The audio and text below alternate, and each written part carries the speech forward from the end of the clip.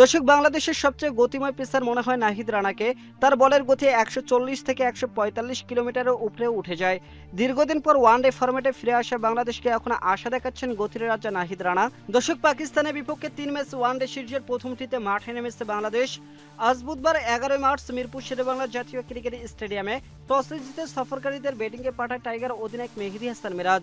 শুরুটা ভালো করলেও বাংলাদেশি পেসার নাহিদ রানার তোপে ব্যাটিং বিপর্যয়ের মুখে পড়েছে শাহিন আফ্রিদির দল। আগে ব্যাট করতে নেমে সাবধানে শুরু করেন পাকিস্তানের দুই ওপেনার সাহেবজাদা ফারহান ও মাস সাদাকাত। তাসকিন আহমেদ ও মুস্তাফিজুর রহমানকে বেশ ভালোভাবে সামলান তারা। উদ্বোধনী জুটিতে ৪১ রান সংগ্রহ করেন এই দুই পাক ওপেনার।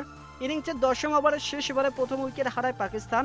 ৩৮ বলে ২৭ রান করে নাহিদ রানার বলে আফিফের হাতে ক্যাচ দিয়ে সাজঘরে ফিরে যান সাহিবজাদা। এরপর পাকিস্তান শিবিরে আরো জোড়া আঘাত হান নাহিদ রানা। শামির হোসেন ৭ বলে ৪ এবং সাদাকাত ২৮ বলে ১৮ রান করে আউট হন। নাহিদের এমন তোপে চাপে পড়েছে পাকিস্তান। সালমান আগাকে সঙ্গে নিয়ে চাপ সামাল দেওয়ার চেষ্টায় ব্যর্থ হন মোহাম্মদ রেজওয়ান। আবারও বাংলাদেশকে বিরক্ত এনে দেন নাহিদ রানা। দর্শক, ২০ বলে ১০ রান করে ফিরে যান রেজওয়ান। এরপর সালমান আগাকে আউট করে ৫ উইকেট পূর্ণ করেন নাহিদ রানা। ওয়ানডে ক্যারিয়ারে প্রথমবারের মতো ফাইবার পেলেন এই টাইগার পেসার। নাহিদের সঙ্গে উইকেট নেওয়ার মিছিলে নাম লেখান মেহেদী হাসান মিরাজ।